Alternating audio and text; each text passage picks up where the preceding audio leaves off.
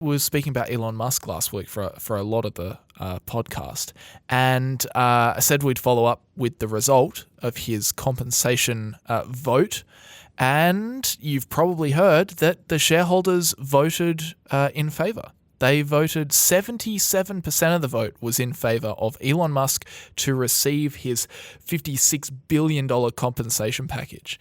Wow. So that compensation package has now been approved twice by shareholders. Once originally and just last week. So there's not too much more to say. Of course, this doesn't mean that he just gets the money straight away or he gets his stock awards. It now gives Tesla the ammunition that they wanted to go back to the judge and say, look, you shot this down. That's cool. We then took it back to our shareholders. They approved it again with some updated disclosures. So do you still feel like we can't pay Elon this money? So we'll see what happens there. It's still going to take months. There's going to be a lot of back and forthing in the courts. But the shareholders certainly gave the old tick of approval to Elon Musk. Did you see his reaction, Hamish? Yeah, I did go on stage. Yeah. Yeah. He was jumping for joy, doing like jumping jacks and like dancing around. I mean, what do you say? Hot damn, I love you guys. Yeah, that's right. Yeah. Well, I mean, I think that was a pretty appropriate response for someone who just, assumably just got another, $50 billion or whatever it was. Yeah, exactly. Yeah. But, it'll be, so this yeah. I was just going to say, this was all part of the Tesla annual shareholder meeting, of course. So there was actually a presentation as well that went along with it. There wasn't, I don't want to go into too much depth on it. It's very interesting. I always find the operations side of Tesla to be quite interesting. I think it's one of the most interesting companies to follow, regardless of what you think about the stock. I think it's just an interesting company. And listening to Elon, I'll give you guys the quick summary. Listening to Elon Musk's presentation, it is crystal clear, more than ever before, that he thinks the future of Tesla stock or Tesla's business in terms of its value comes down to the self-driving and it comes down to the Optimus robot. I know that might sound crazy still to a lot of people, especially to a lot of you value investors out there, but he is like hell-bent on these two growth factors. He said on the FSD front, he sees just adding full self-driving, a functional version, a widespread version of full self-driving, he sees a $5 to $7 trillion market cap situation. Wow. Now, you can say whatever you want about that. I'm not going to tell you to agree or disagree with that. But like, this is what the CEO, Elon Musk, genuinely is standing up and telling his shareholder base. Like, he believes that FSD is going to rocket their market cap to $5 to $7 trillion. And then he spoke about Optimus, which takes it to the next level. So he genuinely thinks there's going to be more autonomous humanoids than there are people in the world one day. So there's 8 odd billion people. He thinks there's going to be more than 8 billion robots doing the work for us. So he says, I'm not kidding you, Hamish, if Tesla can execute, Elon sees a $25 trillion market cap situation. Wow. That's crazy. Yeah. 25 trillion. So what's the value of the S&P? I think it's like 40 trillion or something like that. So at the moment, at least. So that's crazy. I want to read you what he actually said. He said, I think the ratio of humanoid robots to humans will probably be at least 2 to 1, something like that. 1 to 1 for sure, which means somewhere around the order of 10 million humanoid robots, maybe 20 or 30. And I guess he means per year there, but he didn't actually state. And then so it's like, okay, well, let's say the board rate I think the board rate will probably be something ultimately like 1 billion a year humanoid robots, like actually.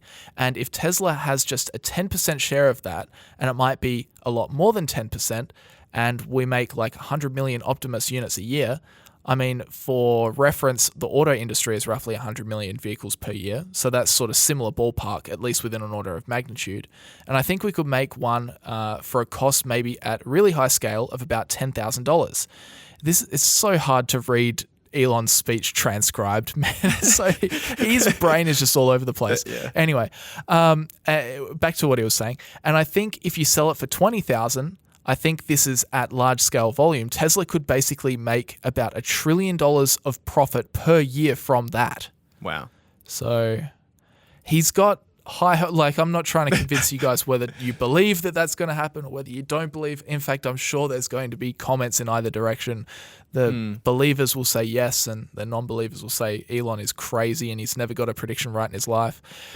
But it's wild that he stands up there being dead serious, saying that he thinks that that's going to happen.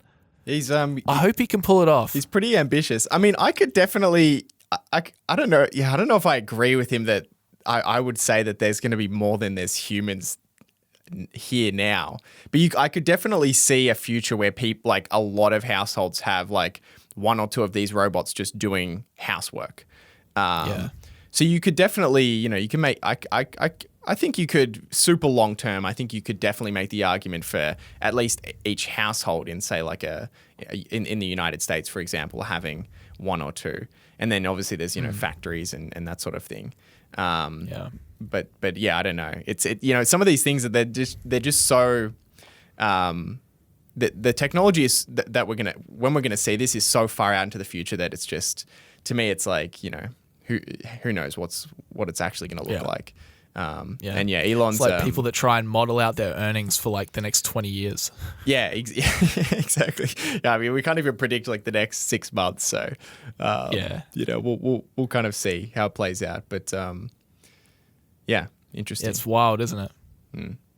The only other thing that I thought was interesting enough to kind of share on the podcast was Tesla produced the most EVs globally in 2023, which is pretty impressive.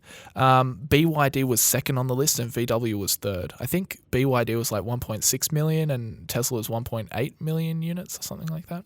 And interestingly, looking at, so the argument with EVs, it's like EVs, there's not a huge amount of adoption right now because they cost more.